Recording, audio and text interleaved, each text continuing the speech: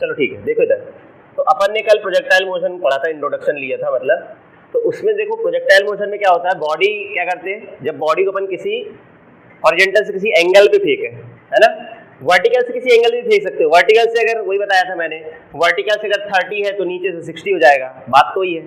चाहे वर्टिकल से किसी एंगल पे फेंके, चाहे हॉरिजॉन्टल से किसी एंगल पे फेंकते हैं, तो ये बॉडी कैसे जाएगी, ऐसे मोशन करती हुए इसी प्लेस पे गिरेगी। अपन ने लिखा है ना उसमें, देखो डेफिनेशन, जब हम किसी एंगल पे फेंकते हैं उसको वर्टिकल से, उसमें लिखा हो वर्टिकल से किसी एंगल पे फेंकते हैं, तो वो प्रोजेक्शन पॉइंट पे, ये प्रोजेक्शन पॉइंट है से जाके कहा किसी और दूसरे स्थान पे गिरती है, उसी प्लेन में गिरेगी जाके। ये एक प्लेन है एक्स वाई प्लेन, अगर ये एक्स है तो एक्स वाई प्लेन है, तो एक्स वाई प्लेन में ही आके गिरी है ना, ये भी एक्स वाई प्लेन पे पॉइंट है और ये वाला पॉइंट भी एक्स वाई प्लेन पे ही है, लेकिन ये दोनों पॉइंट सेम नहीं है। हाँ, अगर अपन वर्टिकली ऊपर फेंकते, बिल्कुल सीधे ऊपर फेंकते, तो वो ऊपर जाता और अपन मान के चलते कि वो बिल्कुल वहीं पे आके गिरती। ये वाला अपन ने पढ़ा ना, जब किसी ऑब्जेक्ट के ऊपर फेंकते रहे, उसको ऊपर जाने में कितना समय लगता है, नीचे आने में कितना समय लगता है, वैसे ही है। तो अगर अपन ऊपर फेंकते बिल्कुल सीधे वाई डायरेक्शन में फेंकते तो वो सीधे यहीं पे गिरती, लेकिन अपन ने क्या किसी एंगल में फेंका है, तो प्रोजेक्शन पॉइंट ये है और जहाँ पे वो गिर रही है वो पॉइंट अलग है इस केस में। और अपन ने देखा है कि इसमें बॉडी के दो कोऑर्डिनेट एक साथ चेंज हो रहे हैं, है ना, एक्स और वाई, मतलब ये वैल्यू चेंज हो रही है दोनों, यहाँ पर एक्स और वाई की वैल्यू कुछ और होगी, यहाँ पे एक्स और वाई की वैल्यू अलग होगी, मतलब यहाँ पे हर पॉइंट पर एक्स और वाई की वैल्यू अलग होगी, कोऑर्डिनेट अलग अलग है। अपन ने वो रिलेशन निकाल लिया किसी टाइम पर, तो देखो अपन ने इक्वेशन डेरिवेट की थी, जब इक्वेशन ऑफ ट्रैजेक्टरी या इक्वेशन ऑफ पाथ ऑफ क्या बोलते हैं, प्रोजेक्टाइल, ऐसे बोल सकते हैं, ठीक है। ये अपन ने इक्वेशन निकाला इससे, यहाँ से और हॉरिजॉन्टल मोशन देखा, तो हॉरिजॉन्टल मोशन के लिए अपन ने क्या किया था, वेलोसिटी के दो कंपोनेंट किए थे, एक हॉरिजॉन्टल और वर्टिकल, एक यू के दो कंपोनेंट, यू कॉस थीटा और यू साइन थीटा, ये दो कंपोनेंट हो गए। तो हॉरिजॉन्टल कंपोनेंट जो है इसको आगे ले जाता है, ठीक है, और वर्टिकल कंपोनेंट क्या होता है, इसको ऊपर की तरफ ले जाता है, ये वाला यू कॉस थीटा और यू साइन थीटा। अब हॉरिजॉन्टल मोशन के लिए क्या है, हॉरिजॉन्टल मोशन के लिए रिस्पांसिबल कौन रहेगा, हॉरिजॉन्टल कंपोनेंट, ये वाला कंपोनेंट यू कॉस थीटा और यू साइन थीटा। अब देखो अपन को पता है हॉरिजॉन्टल डायरेक्शन में कोई एक्सलेशन नहीं है, ax की वैल्यू 0 है और इनिशियल वेलोसिटी कितनी है हॉरिजॉन्टल डायरेक्शन में, u cos थीटा, और ax की वैल्यू x है और t की वैल्यू t है। तो अपन ने सेकंड इक्वेशन ऑफ मोशन में रखा है ना, s = ut plus half at square, ux की जगह u cos थीटा, t की जगह t, और ax 1/2 ax की जगह पे 0 और t। तो यहाँ से एक रिलेशन आया था और sx की जगह पे x लिख के, और ये वैल्यू 0 हो जाएगी, तो यह बचेगा x = u cos theta t, ये बचा, तो x = u cos theta t, तो यहाँ से t की वैल्यू निकालिए x upon u cos theta. ये हॉरिजॉन्टल डायरेक्शन के लिए लगाया अपन ने। इसी तरह अपन क्या लगाएंगे, वर्टिकल डायरेक्शन में, वर्टिकल डायरेक्शन में लगाएंगे तो वर्टिकल डायरेक्शन के लिए वर्टिकल कंपोनेंट लेंगे u cos थीटा, इस बार एक्सीलरेशन कितना हो जाएगा, है ना, है इसका वो कहाँ, ये वाला वर्टिकल कंपोनेंट के लिए क्या था, u sin थीटा और ay की वैल्यू माइनस जी, sy की वैल्यू y और t की वैल्यू t। यहाँ पे रख के अपन ने फिर से सेकंड इक्वेशन ऑफ मोशन लगाया, यहाँ से अपन ने क्या डेरिवेट किया था, sy की जगह लिख देना कितना y, sy की जगह पे y लिख दिए, uy की जगह u sin थीटा लिख दिए, और t की जगह t 1/2, ay की जगह माइनस जी और t की जगह t लिख दिए। तो यहाँ से अपन ने सॉल्व किया, ये तो ऐसे लिखेंगे, इसको भी ऐसे लिखेंगे, ये माइनस प्लस माइनस हो गया, 1/2 gt स्क्वायर हो गया। अब यहाँ पे क्या किया, इक्वेशन 1 से हमने t की वैल्यू यहाँ पे पुट कर दी थी, है ना, ये क्या आई है, y = u sin theta into t, ये t है ना, और 1/2 gt स्क्वायर। तो ये इक्वेशन 1 से कहा गया है, इक्वेशन 1 से ये t की वैल्यू ये है, t वैल्यू है x u cos थीटा, तो अपन ने ये वैल्यू इसको हटा दूंगा। तो देखो ये है x ये t की वैल्यू है x upon u cos theta, तो अपन ने यहाँ पे t की वैल्यू को यहाँ रख दिया, ये t की वैल्यू इधर इधर और इधर, तो यहाँ पे u sin थीटा ये वाला और t की जगह पे x u cos थीटा लिखा, है ना, और यहाँ पे t की जगह पे लिख दिया x u cos थीटा, यहाँ पे स्क्वायर है तो स्क्वायर लगा दिया, तो यहाँ u से u कट गया, ये वाला u से u कट गया, तो sin theta upon cos theta हो गया tan थीटा, और ये x बचा, और ये वाला क्या है, ये तो मल्टीप्लाई में है ना, 1/2, 2 तो यहाँ पे हो जाएगा x square u square cos square theta हो जाएगा, स्क्वायर है यहाँ पे whole square, x square upon u square cos, तो और ये 2 को मल्टीप्लाई कर देंगे तो 2u square cos square theta, और ये जो g है और x स्क्वायर साथ में रहेंगे, मैंने बाहर लिख दिया है g x स्क्वायर, चाहो तो साथ में लिख सकते हैं g x स्क्वायर यहाँ पे, वो x को मैंने बाहर कर दी, बस थोड़ा सा अरेंजमेंट करके मैंने लिख दिया वापस, मैंने बस x को बाहर कर दिया है ना, एक्स स्क्वायर को बाहर कर दिया, बाकी तो यही लिखा हुआ है tan थीटा इंटू एक्स लिखा हुआ है, G U square cos square theta X square लिखा। मैंने इन चीज़ों को क्या मान लिया, कांस्टेंट मान लिया, क्योंकि ये कांस्टेंट है, क्योंकि ये सिर्फ थीटा पे डिपेंड कर रहा है और ये भी थीटा पे डिपेंड कर रहा है, जी और यू पे डिपेंड कर रहा है, ये सब फिक्स है। जी की वैल्यू लगभग 9.8 लेते हैं, यू की वैल्यू अपन को पता रहेगी और थीटा ही पता रहेगा कितने डिग्री एंगल से फेंका। इसका मतलब ये इस केस के लिए फिक्स हो गए, मतलब कोई नंबर आएंगे ये, इसलिए अपन ने इसको a मान लिया, इस वाले को b मान लिया, इसको a इसको b मान लिया। तो मैंने बताया था, तो ये बनेगी y = ax - bx²। ये काहे की इक्वेशन है, ये पैराबोलिक है, क्योंकि इसमें y जो वेरिएबल है उसकी पावर 1 है और जो x है उसकी वेरिएबल की पावर 2 है, मैक्सिमम पावर, इसकी पावर 1 भी है, 2 भी, तो 2 सबसे। अगर ऐसा रिलेशन होता है तो वो पैराबोलिक इक्वेशन होती है। तो इसलिए अपन कह सकते हैं कि जो प्रोजेक्टाइल है उसका पाथ कैसा है, पैराबोलिक है, क्योंकि ये पैराबोला की इक्वेशन है। ठीक है, अब देखो अपन को निकालना है इसको, अब जो मैंने बताया था क्या क्या निकालना है अपन को, इसको ऊपर तक जाने में कितना समय लगेगा, इसको पहले समय निकालते हैं, इसको यहां तक जाने में कितना समय लगा, हाईएस्ट पॉइंट तक। ठीक है, और इसको टाइम ऑफ फ्लाइट भी निकाल सकते हैं कि इसको यहां से यहां तक आने में कितना समय लगा। इक्वेशन क्या, इक्वेशन जो ट्रेजेक्टरी की इक्वेशन, तभी तो अपन ये ऐसे थोड़ा हवाई थोड़ा ना बोल देंगे कि ये पैराबोलिक है। हमने इसको सॉल्व किया, जब ये आया तभी मैं बोल पाऊंगा ना, अगर यहाँ पावर 2 नहीं आती तो फिर अपन इसे पैराबोला की इक्वेशन नहीं बोल सकते। सॉल्व करने पे क्योंकि यहाँ 2 आ रही है पावर, इसलिए वो पैराबोला है। अगर मान लो यहाँ पे एक्स ही बस रहता है तो अपन बोलते हैं वो स्ट्रेट लाइन है, उसका पाथ कैसा है, स्ट्रेट लाइन, सीधी सी बात। तो चलो ठीक है, अब इसमें अपन इसका टाइम ऑफ फ्लाइट निकालते हैं। ठीक है, इसको ऊपर तक जाने में कितना समय लगेगा, इसको बोलते हैं टाइम, हेडिंग लिखेंगे side heading, time of flight, time of flight इसे बोलते हैं अपन लोग हिंदी में बोलते हैं उड्डयन काल।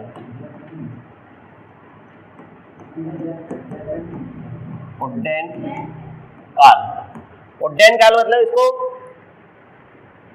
मतलब ये कितनी देर तक हवा में रहा है ना, उसके लिए अपन को निकालना पड़ेगा इसको। अगर टाइम ऑफ फ्लाइट निकालना है तो अपन को क्या निकालना है, सबसे पहले इसको देखो, अपन ये वाला टाइम निकालते हैं, इसको यहां तक जाने में कितना समय लगा, इसका डबल कर देंगे अपन। और ये दिख रहा है तुमको, जितना इसको यहां समय लगा होगा ना इधर तक जाने में, उतना इसको इधर से इधर आने में लगेगा, लगेगा लगेगा सेम। पहले देखो इसकी वेलोसिटी ज्यादा रहती, फिर धीरे धीरे इसकी वेलोसिटी कम होती जाएगी, यहाँ पे 0 हो जाएगी। कौन सी वेलोसिटी, इसको वर्टिकल वेलोसिटी बोलते हैं, मैं बताता हूँ कैसे। और इसको यहाँ तक, जितना समय इसको यहाँ से यहाँ जाने लगेगा उतना ही इसको यहाँ वापस आने में लगता है। जैसे अपन ने देखा था ना, किसी पत्थर के ऊपर फेंकते हैं, जितना समय उसको ऊपर जाने में लगता है उतना ऊपर से नीचे आने में लगता है, और उसका डबल बोल देते हैं टाइम पीरियड, क्या बोलते हैं उसे, टाइम ऑफ फ्लाइट। तो वैसे ही कुछ है। तो अपन को दिख रहा है, अपन निकालेंगे यहाँ से यहाँ तक जाने का समय, इसको यहाँ से यहाँ तक जाने में कितना समय लगा, मतलब हाईएस्ट पॉइंट तक जाने में कितना समय लगा। अगर हम वो निकाल ले, उसका डबल कर देंगे तो क्या आ जाएगा, टाइम ऑफ फ्लाइट आ जाएगा। तो अपन एज्यूम करके चल रहे हैं, अपन यहाँ एज्यूम कर लेते हैं, यहाँ लिख लेते हैं, let time taken by projectile to reach highest point। highest point तक जाने में उसे कितना समय लगा, let time taken by projectile to reach highest point is t। अपन ने मान लिया इसको हाईएस्ट पॉइंट तक जाने में t समय लगा, ठीक है, हमें t निकालना है। अच्छा, इसको ऊपर ले जाने के लिए कौन रिस्पॉन्सिबल है, ऊपर कौन सी वेलोसिटी ले जाएगी, वर्टिकल वेलोसिटी, साइन वाली वर्टिकल वेलोसिटी ले जाएगी। और अपन को पता है जब वो हाईएस्ट पॉइंट पर होगा तो वर्टिकल वेलोसिटी 0 होगी, वर्टिकल कंपोनेंट 0 होगा। मतलब क्या, अच्छा बताओ, जब ये यहाँ पे आ जाएगी धीरे धीरे ये, क्योंकि ये इसको ऊपर ले जा रहा है, या इसके बाद इस पॉइंट पे ऊपर जाना बंद हो गया ना, इसका तो नीचे आने लगा, मतलब इस पॉइंट पर वर्टिकल वेलोसिटी क्या हो गई होगी, 0 हो गई होगी। हाईएस्ट पॉइंट पर वर्टिकल वेलोसिटी 0 हो जाती है, ओरिएंटल वेलोसिटी 0 नहीं है, क्योंकि अभी भी ये आगे की तरफ जा रहा है, अभी ये आगे जाना बंद कर दिया क्या, यहाँ से नीचे तो नहीं गिर गया ना, इसके बाद ही वो आगे जा रहा है, इसका हॉरिजॉन्टल वेलोसिटी 0 नहीं है। कौन सी वेलोसिटी 0 हो गई, वर्टिकल, क्योंकि इसके बाद वो ऊपर जाना बंद कर दिया, यहाँ पे वर्टिकल वेलोसिटी होगी, हॉरिजॉन्टल होगी वेलोसिटी, ठीक है। ये क्वेश्चन आया भी है बहुत पहले कि हाईएस्ट पॉइंट पर इसकी वेलोसिटी कितनी होगी, तो जीरो नहीं होगी, इसका वर्टिकल कंपोनेंट जीरो होगा, हॉरिजॉन्टल कंपोनेंट तो हर जगह पे रहेगा, कहीं पे जीरो नहीं है हॉरिजॉन्टल कंपोनेंट, क्योंकि अभी तक जब तक बॉडी यहाँ हवा में है, जब तक वो गिर नहीं गई तब तक वो हॉरिजॉन्टल कंपोनेंट इसको आगे तरफ लेके जा रहा है, नीचे तो वो हो जाएगी। हाँ डायरेक्शन इसके इस पॉइंट का इसकी डायरेक्शन चेंज हो जाएगी। पहले वर्टिकल कंपोनेंट देखो पहले ऊपर था, वो धीरे धीरे घटते घटते यहाँ पे जीरो हो जाएगा, इसके बाद वो नीचे लगने लगेगा, अब नीचे जा रही है बॉडी, ठीक है। अभी नहीं बनाता उसमें, नहीं तो बहुत सारा हो जाएगा डायग्राम, नहीं तो बना के बताता। फिलहाल अभी तो ये कह सकते हैं हाईएस्ट पॉइंट पर वर्टिकल कंपोनेंट जीरो होगा, मतलब क्या जीरो हो जाएगा, वर्टिकल वेलोसिटी जीरो हो जाएगी, इसे वी वाई बोलेंगे। वी मतलब फाइनल वेलोसिटी जीरो होगी, कौन सी वाली, वर्टिकल वाली वेलोसिटी जीरो होगी ना, कौन सी वाली, वी वाई मतलब वर्टिकल कंपोनेंट जीरो होगा। और ए की वैल्यू कितनी रहेगी, ए वाई की वैल्यू, ए वैल्यू तो ए वाई की वैल्यू तो माइनस जी ही रहेगी ना, एक्सेलरेशन तो रहेगा, और मान लो टाइम तो टी है। तो अब आप लगाते कौन सी इक्वेशन लगाए बताओ, और इनिशियल वेलोसिटी कितनी है इस केस में, यू वाई की वैल्यू तो पता ही है, यू साइन थीटा, यही है ना। अब आपको टाइम निकालना, सुनो इस बार, अपन को इनिशियल और फाइनल वेलोसिटी पता है और एक्सेलरेशन पता है, तो अपन कौन सी इक्वेशन लगाए, इसमें डिस्प्लेसमेंट की तो बात हो नहीं रही, तो थर्ड और सेकंड की तो सोचना नहीं है, फर्स्ट ही लगेगी, फर्स्ट से टाइम आ जाएगा डायरेक्ट। तो by first equation of motion, ठीक है, तो फर्स्ट इक्वेशन बोलता है v is equal to U plus A T, तो बस सब जगह y लिख दो, क्योंकि y डायरेक्शन में लगा रहे हैं अपन और वर्टिकल डायरेक्शन में। अब इसकी वैल्यू कितनी है देखो, जीरो, वी वाई की वैल्यू तो जीरो है, यू वाई कितना है, यू साइन थीटा माइनस, मतलब यहाँ पे माइनस ऐसे लिखेंगे, प्लस ए वाई की वैल्यू जी है और टी, कितना आ गया देखो, you sine theta minus G T, तो जी टी बराबर यू साइन थीटा, तो टी बराबर कितना आएगा, यू साइन थीटा बाई जी। ये बात समझ आएगी नहीं, ये है कौन सा टाइम है, ये time to reach highest point है, ये टाइम ऑफ फ्लाइट नहीं है। अब हम इसका डबल कर देंगे, हमको क्या चाहिए, हमको पता है जितना टाइम इसको यहाँ से यहाँ जाने में लगेगा ना, उतना ही टाइम इसको, तो अगर इसको यहाँ से 2 सेकंड लगा है तो 2 सेकंड यहाँ से यहाँ जाने में लगे, मतलब 4 सेकंड इसका क्या हो जाएगा, टाइम ऑफ फ्लाइट, ठीक है। तो इसका डबल कर देंगे, तो अपन डायरेक्ट लिख दे रहे हैं, डायरेक्ट लिख दूं, टाइम ऑफ फ्लाइट कितना हो जाएगा, ये टाइम ऑफ फ्लाइट हो जाएगा, इसको बड़ा टी से रिप्रेजेंट करते हैं, इसको बोलेंगे 2t, इसका डबल कितना हो जाएगा, लिख दो 2u sin थीटा बाई जी, समझ गए, ये है इसका टाइम ऑफ फ्लाइट। तो इसको डब्बे के अंदर बंद कर ले, इंपॉर्टेंट फार्मूला है, ठीक है।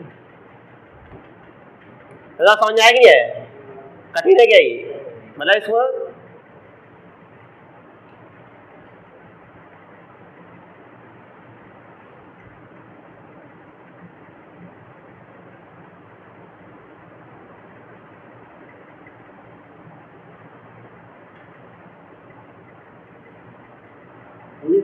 हाँ बोलो,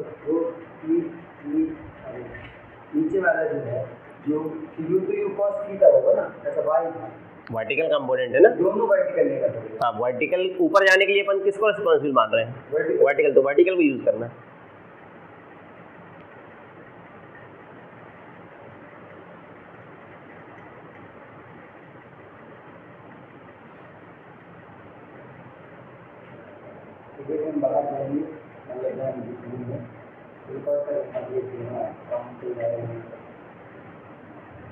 संदेश समझ आ गया, चलो ये पहला वो आ गया ना, टाइम ऑफ फ्लाइट आ गया, उड्डयन काल आ गया, तो इसको डायरेक्ट याद रखना है, 2u sin theta by G, formula भी याद करना है।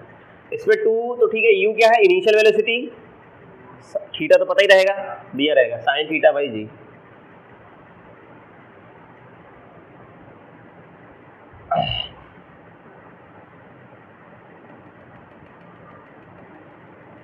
अब देखो अगला निकालते हैं, वर्टिकल हाइट, ये कितनी ऊपर तक गया है, तो अगला है देखो वर्टिकल हाइट निकालना अपन को, थोड़ा छोटा कर दूं, वर्टिकल हाइट निकालना अपन को, ठीक है। कितनी आएगी वर्टिकल हाइट, वर्टिकल हाइट, ठीक है। इसको बोलेंगे ऊर्ध्वाधर ऊंचाई। ये क्या है? ये निकालना h कितना ऊपर तक गया वो, H तो अभी ये नहीं निकालना, कहाँ h निकाले, निकाल दो। अभी h कहाँ निकाले, हम तो टाइम निकाले। ये कितना ऊपर तक गया ये निकालना है, h ये बड़ा है। फिर इसमें भी वही लगेगा, ऊपर तक, ऊपर ले जाने के लिए कौन रिस्पॉन्सिबल है, वर्टिकल कंपोनेंट ही है। फिर अब लेकिन इस बार क्या निकालना अपन को, अच्छा तो आप कौन सी इक्वेशन लगाएं, और अपन को पता है वर्टिकल कंपोनेंट 0 होता है, इसमें लगाना है अपन को फिर से। लेकिन इस बार डिस्प्लेसमेंट निकालना है, तो अपन कौन सी इक्वेशन लगाएं, हाँ सेकंड वाली भी लगा सकते हैं, ठीक है। और टाइम तो अपन निकाल ही लिए, इसको ऊपर तक जाने में कितना समय लगा है, ये है ना, तो अब अपन सेकंड इक्वेशन लगा सकते हैं। तो सेकंड इक्वेशन लगाओ by second equation of motion. अगर ये टाइम ना निकाल के डायरेक्टली t बस रख देते तो किस में, ये सेकंड इक्वेशन में वर्टिकल हाइट निकालने के लिए अगर t बस रख देते t की तो जगह, t तो अपन को पता ही नहीं है ना, t तो फिर अलग से निकालना ही पड़ेगा, इसलिए अपन इसके टर्म में लिख रहे हैं ना, क्योंकि ये अपन को पता है। हाँ तो ये टाइम है ना, अपन हाइट निकालना है ना इस बार, कितना ऊपर गया, तो हाइट ऑफ द डिस्प्लेसमेंट हाँ। तो थर्ड फॉर्म या फिर सेकंड से निकलेगी। हाँ। हां और टाइम अपने पास है तो अपन कौन सा लगा ले, कौन सी लगा ले, सेकंड लगा एस इक्वल टू u2 के साथ थर्ड भी लगाई जा सकती है, क्योंकि अपन को दोनों चीज पता है, इनिशियल वेलोसिटी पता है, फाइनल भी पता है, सरल जोन जो और थर्ड से भी आ जाएगा आंसर, सेकंड से भी आ जाएगा। कौन सी लगाएं, फिर रूट वाला नहीं कोई कहाँ रूट का है, देखो सेकंड वाली लगाऊं, थर्ड लगाऊं, जैसा बाकी से कोई दिक्कत नहीं। देखो थर्ड वाली लगा, सेकंड लगा रहा हूँ, चलो ठीक है लगाते हैं, कितना आएगा, सेकंड ही लगा रहे हैं। s equal to ut plus half at square, सही है। अब देखो कौन सा कंपोनेंट, सब जगह y कर दूं, कितना ऊपर गए हैं h, वर्टिकल हाइट सपोज करो h, और u की जगह u y की जगह u sine theta into t 1/2 minus g t square. अब t की वैल्यू ये है अपने पास, इस वाला t वाला लेना है, अगले बार इक्वेशन वाला t अलग था, वो ये वाला t वाला लेना है कि कौन सा पॉइंट है हाईएस्ट पॉइंट तक जाने का समय। तो h बराबर देखो u साइन थीटा, t की जगह कितना लिखेंगे u sine theta by g, और ये plus minus minus minus 1/2 g t square, मतलब u साइन थीटा का बाई g का होल स्क्वायर, यही है ना। कैसा बताओ सॉल्व करने पे क्या आएगा, अरे है ना तो जी, ये t की वैल्यू नहीं u साइन और होल स्क्वायर है ये। अब इसको सॉल्व करना है, u sin थीटा का होल स्क्वायर अपॉन g, ये दोनों तो मल्टीप्लाई हो जाएगा, तो ये हो जाएगा u square sine square theta by g, और यहाँ पे स्क्वायर हो रहा है, पहले हुआ u square sine square theta g square, g से g कट जाएगा, ये अभी ना उड़ा देना g से g, गलत हो जाएगा नहीं तो, क्योंकि ये स्क्वायर है, पहले स्क्वायर करेंगे इसके बाद काटना है, तो एक बचेगा, ठीक है। तो क्या आएगा देखो, आंसर अपन लिखे अगली उस तरफ, तो जो बचा वो लिख देते हैं, यहीं पे लिख रहे हैं। तो देखो ये आ गया अपने पास आंसर जो है, देखो मैं लिखता हूँ, h बराबर आया है, देखो h बराबर u साइन थीटा, यहाँ पे है u sine theta by g, यहाँ पर है minus 1/2 g u sine theta by g, यही है स्क्वायर। इसको सॉल्व कर रहे हैं अपन, तो ये हो गया u square sine square theta by g, यहाँ पे देखो 1/2 g u square sine square theta upon में g स्क्वायर, समझे, तो एक g से g कट गया, तो बचा u square sine square theta upon में g, और यहाँ आएगा u square sine square theta upon में 2g, ये आएगा ना, 2 नीचे ही रहेगा। बताओ इसमें से अगर इसको घटाएंगे कितना आएगा, नीचे तो 2g आएगा ना, एलसीएम 2g आएगा, इसके इसमें डिवाइड करेंगे तो 2 आएगा, 2 का मल्टीप्लाई यहाँ होगा, यहाँ आएगा 2u square sine square theta minus u square sine square theta, कितना बचा, ये इससे घटेगा तो इतना ही बचेगा, ठीक है, यही आंसर है इसका। तो ये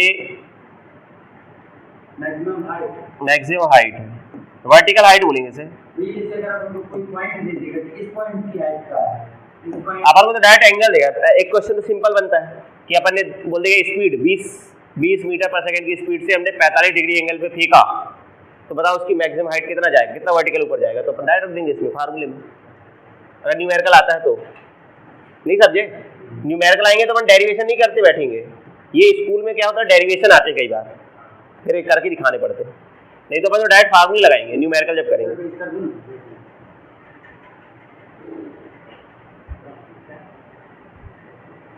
पहले देखो मेरी बात समझ में आएगी नहीं आई मेरी?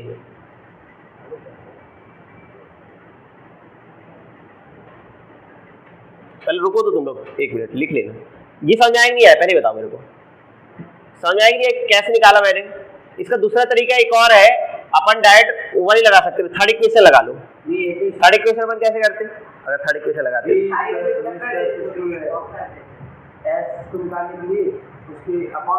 थर्ड इक्वेशन से क्या जाएगा, ये इनिशियल वेलोसिटी और फाइनल वेलोसिटी पता है ना इस बार अपन को।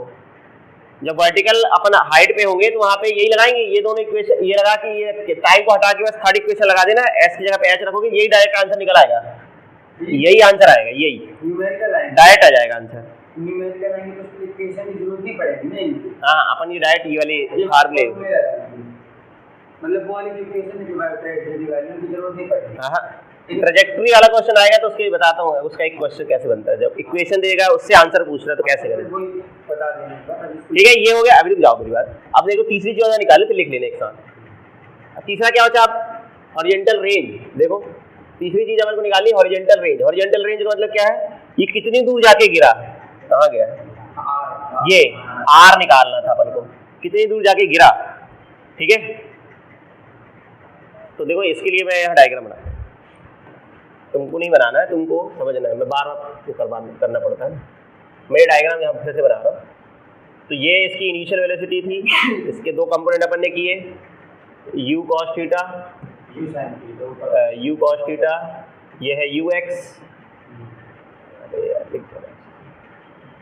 u cos थीटा, ये है ux, इस तरह uy कितना था, ये निकालना अपन को हॉरिजॉन्टल रेंज। तो अपन मान लेते कि x दूरी जाके गिरा, ये r, इसको बड़ा r बोलते हैं, तो r दूरी पे जाके गिरा। अब इसको आगे ले जाने के लिए कौन रिस्पॉन्सिबल है, हॉरिजॉन्टल कंपोनेंट। आगे कौन जाए, आगे तो इसको यही ले जाएगा। और जितने समय में ये इधर आके गिरा है ना, उतने समय में इतनी दूरी भी तो चला है। अगर इसको यहाँ से जाने 10 सेकंड लगे हैं तो 10 सेकंड में ये इतना ये भी तो चला है, समय तो उतना ही रहेगा ना, समय तो दोनों की बराबर रहेगा। अरे हाँ की ना, ये इसका मतलब यही है कि एक जन मान लो ऐसे जाता, उतने समय में ये भी इधर से आ रहा है, यही हुआ मतलब कि जितने समय में ये इतना चला है उतने समय में ये इधर से इधर भी तो आया है। तो वही है, अगर मतलब जो टाइम ऑफ फ्लाइट है ना, उतने समय में ये इतनी दूरी निकाल लेते हैं अपन। स्पीड अपन को पता है, स्पीड पता है, और टाइम भी अपन को पता है कि इसको यहाँ से यहाँ तक जाने में कितना समय लगा है, time of flight 2u sin theta by g। और हमें स्पीड पता है, ये कांस्टेंट स्पीड है, क्योंकि ये समय के साथ चेंज नहीं होगी। समय के साथ क्यों चेंज नहीं होगी, वो उसके साथ समय के साथ होगी, मतलब इसमें एक्सेलरेशन के कारण चेंज नहीं आएगा, क्योंकि एक्सेलरेशन है ही नहीं है, ये यूनिफॉर्म स्पीड कहलाएगी। फिर तो यूनिफॉर्म स्पीड में अपन डायरेक्ट क्या निकाल सकते हैं, डिस्टेंस स्पीड इनटू टाइम करके। स्पीड हमें पता है हॉरिजॉन्टल स्पीड, और टाइम भी अपन को पता है। तो जो अपन लगाएंगे, देखो एक्चुअली में इक्वेशन ऑफ मोशन ही लगाना है, हम सेकंड इक्वेशन ऑफ मोशन लगा रहे हैं। देखो फॉर हॉरिजॉन्टल मोशन बता रहा हूँ ना, फॉर हॉरिजॉन्टल मोशन, देखो हॉरिजॉन्टल मोशन इस बार, तो हॉरिजॉन्टल मोशन के लिए ux हो गया u cos थीटा, और ax तो पता ही है 0 है, हॉरिजॉन्टल डायरेक्शन में कोई एक्सेलरेशन नहीं है। और टाइम अपन को पता है इस बार कितना है 2t, मतलब डायरेक्ट लिख दें, direct 2u sin theta by g, upon direct use करेंगे अब t की वैल्यू। अब रख दो, अब कौन सी इक्वेशन लगाएंगे, second equation, second equation of motion क्या आएगा, सेकेंड इक्वेशन ऑफ मोशन, ये वर्टिकल के लिए जो भी काम कर रहे हैं उसके माइनस जी मानना है इसमें तो। हाँ वर्टिकल के लिए, इसमें तो है ही नहीं है, तो s is equal to ut plus half at square, ये लगेगा ना। अरे यार 80 हॉरिजॉन्टल है इसलिए सब जगह x कर दो। ये तुम लोग ना भी लिखोगे तो चल जाएगा क्योंकि तुमने डायरेक्ट लिख दिया हॉरिजॉन्टल मोशन के लिए, मैं तुमको समझाने के लिए। यहाँ पे क्या लिखेंगे अपन, ये r कितना चले अपन हॉरिजॉन्टल, और ये कितना है u cos theta into T 1/2 0 into T square, ये वाला तो टर्म जीरो हो गई पूरी। r बराबर u cos theta into T, T की वैल्यू तो अपन रखे नहीं है, अब रख देते हैं। टी की वैल्यू ये है, टी की वैल्यू रख दो तो क्या मिलेगा देखो, r u cos theta into 2u sin theta upon में g, ये मिला। इसको हम मल्टीप्लाई कर देंगे तो क्या हो जाएगा देखो, r बराबर u का u से होगा तो 2u square sin theta cos upon में 2 को मैं इसके साथ लिख ले रहा हूं क्योंकि एक फार्मूला बनता है ट्रिग्नोमेट्री का, इसको अपन बोलते हैं 2u sin theta cos 2 sin theta cos theta बोलते हैं sin 2 थीटा। डबल एंगल, ये इसको याद करना पड़ेगा। देखो ये देखो अंतर है, इधर उसमें देखो अंतर है, यहाँ पर स्क्वायर है, यहाँ पे 2 है, यहाँ पे क्या है, यहाँ पे 2 है, नीचे ये स्क्वायर नहीं है, नहीं तो बाद में कंफ्यूजन हो जाता है। तो ये थोड़ा ध्यान देना, ये 2 sin थीटा है, वो थोड़ा सा अंतर है, वहाँ पे u स्क्वायर तो दोनों में है, लेकिन यहाँ पे 2 sin थीटा है, यहाँ पे g है, और वहाँ पे क्या है sin स्क्वायर थीटा है, और यहाँ पे 2g है। तो देखो अरे समझ लो, समझा नहीं है, ये हॉरिजॉन्टल रेंज है, ये समझा है, हॉरिजॉन्टल रेंज कितनी दूर जाके गिरा वो इससे निकल के आएगा। ये फार्मूला होता है, अभी तुम लोग को याद कर लेना कि 2 sin a cos a बराबर होता है sin 2a। नहीं ये तो आप बता दो ना, ये शायद बताए होंगे ना, बेसिक मैथ में बताए होंगे, डबल एंगल, हाँ एंगल वाला बताया वहाँ पे। तो इसको याद रखना है 2 sin a cos a, जैसे यहाँ पे 2 sin थीटा cos थीटा है तो उसका डबल हो जाता है sin 2 थीटा हो जाएगा, ठीक है। अच्छा देखो ये समझ आया। अब देखो ये हाइट थी वर्टिकल हाइट, वो हॉरिजॉन्टल रेंज है। अब इसका भी देखो मैक्सिमम कितना होगा, ये मैक्सिमम वैल्यू क्या हो सकती है, मैक्सिमम हाइट कितनी हो सकती है। देखो अब ये डिपेंड करेगी थीटा पर, कितना हम ऊपर फेंक सकते हैं। तो अगर थीटा की वैल्यू ना अगर 90 डिग्री होगी, अपन को पता है साइन की सबसे बड़ी वैल्यू 1 होती है, और कहाँ पे होती है 90 पर। अगर हम थीटा की वैल्यू 90 रखेंगे तो देखो क्यू स्क्वायर साइन स्क्वायर 90 कितना हो जाएगा, ये साइन 90 क्या होता है 1, तो 1 का स्क्वायर 1, तो मतलब कितना आ गया ये, तो इसे बोलते हैं एच मैक्स। मैक्सिमम इतना ऊपर तक अपन फेंक सकते हैं, और ये तभी फेंक सकते हैं जब हम इसको सीधा फेंकें 90 डिग्री पे। जैसे मान लो अपन, मैं बताता हूँ, अगर हम वर्टिकली ऐसे फेंक रहे हैं किसी ऑब्जेक्ट को, मान लो 10 की स्पीड से फेंका और मान लो वो 80 ऊपर जा रहा है, तो अगर तुम इसको किसी एंगल पे फेंकोगे ना 80 से तो कम ही जाएगा, क्योंकि ये आंसर फिर घट जाता है। ये वर्टिकल आंसर, अगर ज्यादा ऊपर फेंकना है तो फिर सीधा ही फेंको, और दूर तक फेंकना है, दूर रेंज पे फेंकना है तो एंगल पे फेंकना ही पड़ेगा, सीधी सी बात है। फिर उस एंगल पे क्या तुमको रेंज मिल रही है वो डिपेंड करता है, वो थीटा पे डिपेंड करेगा किस एंगल पे तुम फेंक रहे हो, ठीक है। मैक्सिमम हाइट के लिए हमको बिल्कुल कहाँ फेंकना पड़ता है, वो सीधा फेंको, और दूर फेंकने के लिए एंगल पे फेंकना पड़ेगा, कितनी दूर फेंकना है। तो देखो इसका मैक्सिमम रेंज के लिए क्या करना पड़ेगा, मैक्सिमम रेंज चाहिए अगर अपन को, देखो मैक्सिमम रेंज अगर चाहिए, रेंज मतलब कितनी दूर तक फेंकना है, तो क्या करें, देखो इधर मैक्सिमम रेंज के लिए हम लोग क्या करेंगे, अगर हम लोग को रेंज मैक्सिमम चाहिए और मैक्सिमम रेंज के लिए क्या करना पड़ेगा, फिर ये वैल्यू 1 होना चाहिए। आर की मैक्सिमम वैल्यू कब होगी, जब ये वैल्यू 1 हो जाए। साइन की सबसे बड़ी वैल्यू 1 ही होती है, मतलब साइन 2 थीटा होना चाहिए 1। जैसे यहाँ पे साइन थीटा की वैल्यू 1 होनी चाहिए थी, इधर पे साइन थीटा की 1 कब मिलेगी 90 पे। ये कब मिलेगा, जब यहाँ देखो ध्यान समझोगे, यहाँ जब थीटा 45 रखूंगा तभी 90 मिलेगा, जब यहाँ 90 रखूंगा तभी। तो इसको ऐसे भी कर सकते हो, दूसरा मैथमेटिकल अगर करेंगे, इसको लिख देंगे साइन 90, 1 को हम साइन 90 लिख सकते हैं, साइन से साइन हट गया दोनों तरफ का, तो 2 थीटा बराबर 90, तो थीटा बराबर 45, समझे। अगर दूर तक फेंकना है तुमको तो 45 डिग्री एंगल में फेंको अगर दूर तक फेंकना है, और किसी और एंगल में फेंको 60-60 पे, मतलब सबसे ज्यादा रेंज तुमको कितने डिग्री पे मिलेगी? मान लो तुम 20 पे फेंक रहे हो, 20 पे तुमने 45 डिग्री पे फेंका तो सबसे ज्यादा रेंज मिलेगी। और मान लो तुमको 80 मिल रही है या 100 मिल रही है रेंज, अगर तुम किसी और एंगल पे फेंकोगे ना 20 से ही किसी और एंगल 45 के अलावा, तो तुमको कम रेंज मिलेगी। सबसे ज्यादा रेंज किस पे मिलेगी? 45 डिग्री पे मिलती है। इसलिए जो जंप करने वाले होते हैं, लॉन्ग जंप वाले, वो ट्राई करते हैं कि लगभग मतलब एंगल कितना रहे, 45 के आसपास रहे, और दूसरे एंगल पे फेंक जाएंगे ना वो, तो उसमें रेंज कम मिलती है। हाँ, उसमें भी हो सकता है। बात समझ आ रही क्लियर है? तो ये दो चीजों का अंतर है, मैक्सिमम ऊपर तक फेंकना है, मैक्सिमम हाइट तक तो 90 डिग्री एंगल पे फेंको, और दूर तक फेंकना है तो 45 डिग्री पे मैक्सिमम रेंज। रेंज पे भी मैक्सिमम रेंज कितनी दूर है, तो 45 डिग्री एंगल पे फेंकने पर हमको क्या मिलती है? मैक्सिमम रेंज मिलती है। ये बात समझ आ रही कि नहीं आ रही? ये पूरा कॉन्सेप्ट है, ये पूरा अपन ने पढ़ लिया पूरा, मतलब ये इस वाले केस का अपन ने पूरा एनालिसिस कर लिया। इस वाले केस का इक्वेशन ऑफ ट्रैजेक्टरी क्या होती है वो बनना चाहिए, एक क्वेश्चन ये बनता है। लोकल जो एग्जाम की बात करो, डेरिवेशंस आते हैं, क्योंकि कई बार तुमसे ये तीनों डेरिवेशन एक साथ पूछ लेते हैं कि when object is thrown vertically at an angle from the horizontal या वर्टिकल, ड्राइव एक्सप्रेशन फॉर, वो डायरेक्ट फिर पूछेंगे तुमसे टाइम ऑफ फ्लाइट, दूसरा वर्टिकल हाइट, तीसरा हॉरिजॉन्टल रेंज, तीनों एक साथ पूछ लेते हैं लोग 4 नंबर में। करके दिखा देना है, और क्या, मैथमेटिकल है, प्रैक्टिस कर लेना, तीनों करके दिखा सकते हैं। ये जैसे कि अगर अभी हम लोग याद नहीं कर पाएंगे बहुत सारे फॉर्मूले, धीरे-धीरे याद, हाँ धीरे धीरे करो ना, हो जाएगा। अब बोलो टाइम ऑफ फ्लाइट क्या होता है, पूछा जाए टाइम ऑफ फ्लाइट क्या है, उड्डयन काल क्या है? अरे डेफिनेशन क्या है इसकी टाइम ऑफ फ्लाइट की?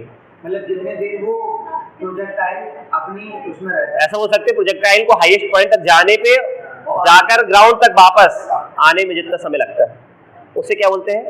टाइम ऑफ फ्लाइट बोलते हैं। और वर्टिकल हाइट तो पता ही है कि कितना ऊपर तक गया वो, हॉरिजॉन्टल रेंज कितनी दूर जाके गिरा, ठीक है। तो ये सब कभी आता है डेफिनेशन तो खुद से लिख लेना। अभी ये लिखो, चलो कहाँ से लिखोगे? वर्टिकल हाइट यहाँ से लिखो।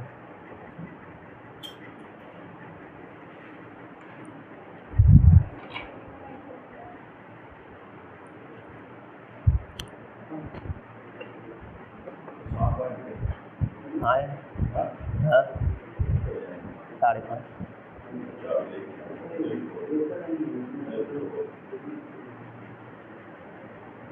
कितने?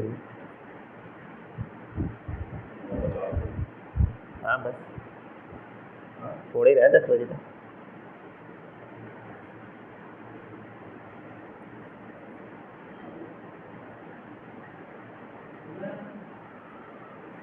नहीं तो दे दे, कुशल भी आएगा क्या पढ़ाने? कुशल आ गया क्या पढ़ाने? कुशल क्या दीजिए, है ना?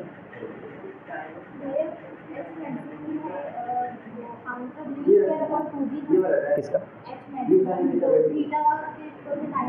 u²/2g।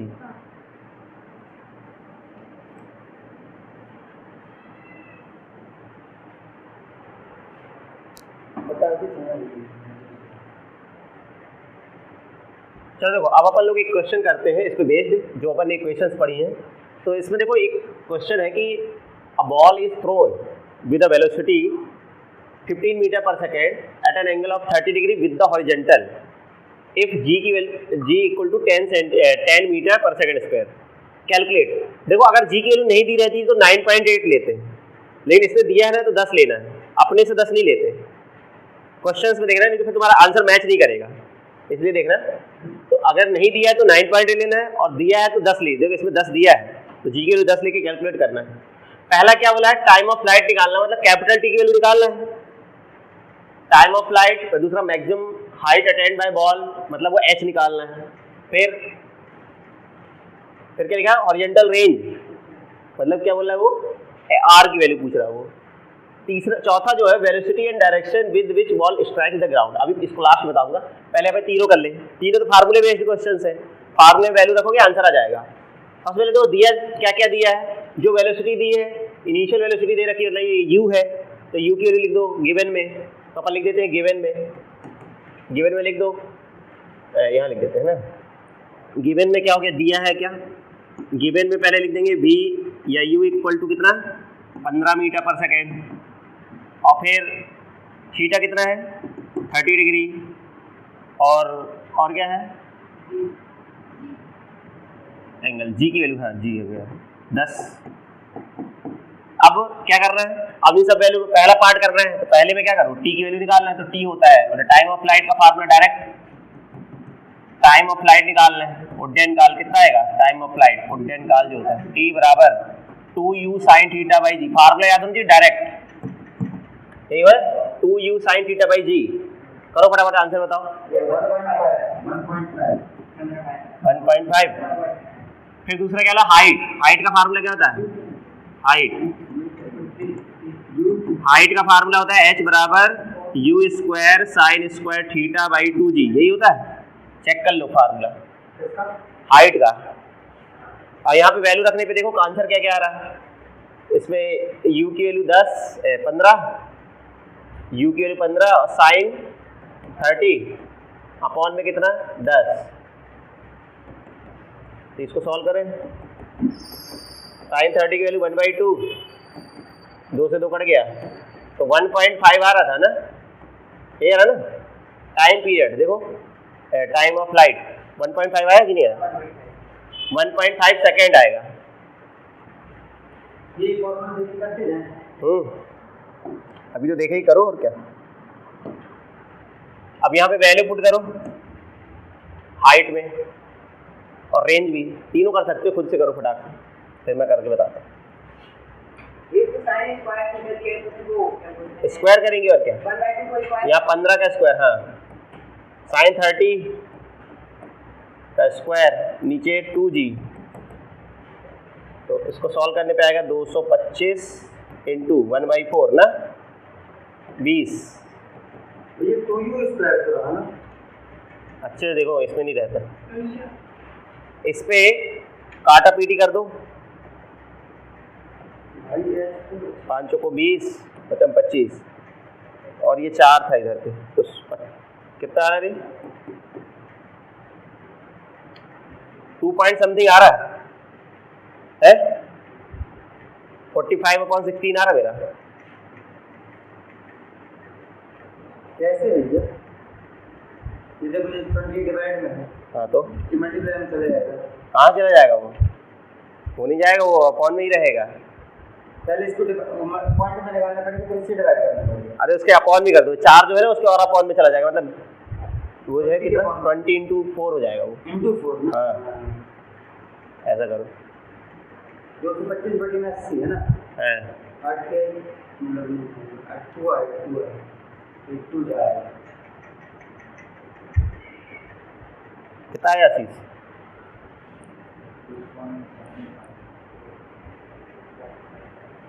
ठीक है ये हो गया। अब अगला देखो, रेंज निकालना है, रेंज निकाल लो फटाक से, आर मैं कर देता हूँ, तुम लोग करो जब तक अपना, मैं कर देता हूँ सोल्यूशन। आर की वैल्यू निकालना है, रेंज होता है R is equal to U square sine theta sine 2 theta upon में जी। हाँ जी बोलिए, सही है कि नहीं। यू की वैल्यू 15, 15 का स्क्वायर साइन 2 इंटू 30 मतलब साइन 60 हो जाएगा वो, और जी की वैल्यू 10, ये साइन 60 की वैल्यू रखना इस बार, ये हो जाएगा 225 फिर से, और साइन 60 हो जाएगा ये √3/2 साइन 60 अपॉन में 10, तो कितना आ रहा है भैया 10 कैसे आ गया, 2 को नीचे कर दो ना, कौन सा 2, अभी मैं कर रहा हूँ ना, साइन 60 का बोल √3/2 अपॉन में 10 को यहाँ लिख दो, चाहे वही तो मैं बताया, कहीं भी लिख दो और काट दो, कट रहा है ये 45 आएगा, फिर से 45 √3/4, इसकी वैल्यू रख दो, पता है √3 की वैल्यू 1732, ठीक है 1732, इसको डिवाइड मल्टीप्लाई करके आंसर बता दो। बाकी ठीक है, ये भी लिख दोगे तो सही है, यहाँ मीटर लिख देना है ना, इसका आंसर मीटर में आएगा, इसका भी आंसर मीटर में आएगा। ये जो आया था कितना आया था इसका, तुमने तो इसका बताया नहीं 40, इसका आंसर नहीं था डेसिमल में 2 पॉइंट बताओ ना, कुछ तो बताओ, 1 डेसिमल दो 2 इसका हाइट का 2.8 कुछ आ रहा है यार, कैसे कर रहे हो ऐसा कुछ, देखो इतना ना बताओ, 2.2 तो गलत हो जाएगा, बहुत अंतर है। सही तो है 16 2 32 13 बचेगा यार 130 बचेगा ठीक 128 ठीक है 2.8 समथिंग आएगा उसमें। इसका कर लेना यार डिवाइड करके, ठीक है। इसका आंसर है लगभग 19.5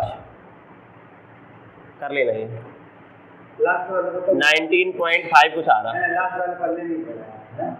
हाँ लास्ट वाला समझ लो, लास्ट वाला क्या बोला है कि वो किस वेलोसिटी से, velocity and direction with which, देखो ये जब टकराता है ना सब चीज वही हो जाता है। देखो टकराते समय जब जिस स्पीड से फेंकते हैं ना, जैसे अपन किसी ऑब्जेक्ट के ऊपर फेंकते हैं, जब वो गिरता है ना वापस उसी स्पीड से टकराता है जिस स्पीड से अपन ने फेंका था। जैसे मैंने 10 की स्पीड से ऊपर फेंका बिल्कुल सीधा, तो जब टकराएगा तो उसकी स्पीड 10 ही हो जाती है वापस। तो ऐसे ही है जब अपन इसको फेंकेंगे ना, जब तुमने इसको 20 की स्पीड 15 की स्पीड से फेंका ना, ऐसे देखो 15 की स्पीड से तुमने ऐसे फेंका है, तो जब ये ऐसे टकराएगा ना, टकराते समय ऐसे कुछ जाएगा, ये हॉरिजॉन्टल से ऐसा, इसके दो वही है, ये इसकी वेलोसिटी है ये वाली, ये 15 ही रहेगी। और जितने एंगल पे ये 60 पे आ रहा था, ये 60 डिग्री 30 पे था ना, सॉरी 30 डिग्री एंगल पे फेंका था अपन ने, तो ये 30 डिग्री एंगल से तो 30 डिग्री एंगल पे ही टकराएगा आके। चाहो तो कैलकुलेशन भी कर सकते हैं अपन, निकाल सकते हैं अपन, लेकिन इतना ही होता है। टकराते समय जब ये टकराएगा ना वापस उसकी स्पीड कितनी हो जाएगी, 15 ही हो जाएगी, और 30 डिग्री एंगल पे ही टकराएगा। बस ये है कि इसकी डायरेक्शन ऐसे है। इस बार ग्रेविटी तो नीचे ही लगेगी, ग्रेविटी तो हमेशा नीचे ही लगती है। तो ज्यादा आएगा ना, यहाँ पे 0 थी ना, सुनो तो पहले मैक्सिमम थी, फिर घटते घटते वेलोसिटी 0 होगी, फिर बढ़ते बढ़ते मैक्सिमम हो जाएगी, मतलब वापस उतनी हो जाएगी, टकराने के जस्ट पहले 15 ही हो जाएगी, 0 से होगी ना वापस 15 आ गई, पहले 15 थी, फिर घटते घटते यहाँ पे 0 हो जाती है, मतलब वर्टिकल वाली। ऐसी वर्टिकल वाला हॉरिजॉन्टल वाला तो कोई चेंज नहीं होता है। यहाँ पे अगर तुम निकालो जितनी वेलोसिटी इधर है ना, इसका कंपोनेंट करोगे वही आता है करने के बाद, तो ठीक है।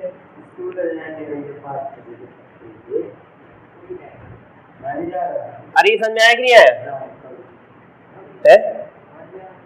इसका वर्टिकल कंपोनेंट कितना होगा, इसका 15 sin 30, 15 sin 30 मतलब 50/2 मतलब 7.5, जब ये और इसका हॉरिजॉन्टल कंपोनेंट कितना आएगा, मतलब 15√3/2। हाँ तो वो तो 15√3/2 तो ये रहेगा, हॉरिजॉन्टल वाला तो चेंज नहीं होता, हॉरिजॉन्टल वाला, वर्टिकल वाला कितना रहेगा 15/2, ये रहेगा 7.5, ये 7.5 इतना रहेगा। और जब ये वापस जब यहाँ पे आएगा ना, वापस कितनी जाएगी नीचे आते समय, वर्टिकल वाला यहाँ पे 0 था, वर्टिकल वाला कितना जाएगा 15/2 ही रहेगा, और हॉरिजॉन्टल वाला तो ही रहेगा, वो तो चेंज नहीं होगा। तो इसलिए फाइनल वेलोसिटी भी इतनी रहेगी। इनको कंबाइन करेंगे तो आंसर यही आएगा ना, क्योंकि इसको कंपोनेंट करने पे आंसर आए हैं, तो इसको कंबाइन करने पे आंसर 15 ही तो आएगा, तो इसलिए हाँ तो वही इसलिए ऐसा होता है, समझे? करते नहीं, कर सकते पूरा भी कर सकते हैं, हाँ अपन यहाँ पे बराबर बन देते, समझ गए? तो बस यही लॉजिक था इस पे, और निकाला भी जा सकता है, ऐसा नहीं है। अपन लोग वेलोसिटी वेक्टर अगर निकालोगे ना उस टाइम पर, इसका हॉरिजॉन्टल और वर्टिकल कंपोनेंट निकालेंगे और इसको सॉल्व करेंगे तो 15 ही आएगा।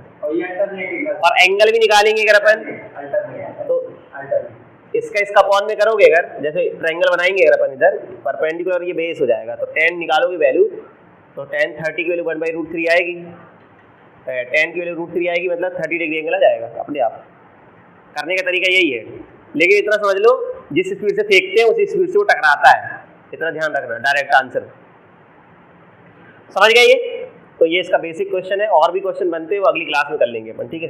कि करना है अभी कराओ एक और है, एक छोटा सा कराता हूँ, नहीं है करा ही लो छोटा सा, चलो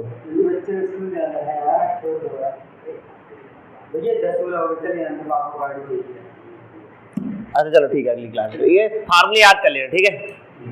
फार्मूले याद कर लेना, बहुत इंपॉर्टेंट है प्रोजेक्टाइल मोशन, इसके क्वेश्चन आते हैं एग्जाम में।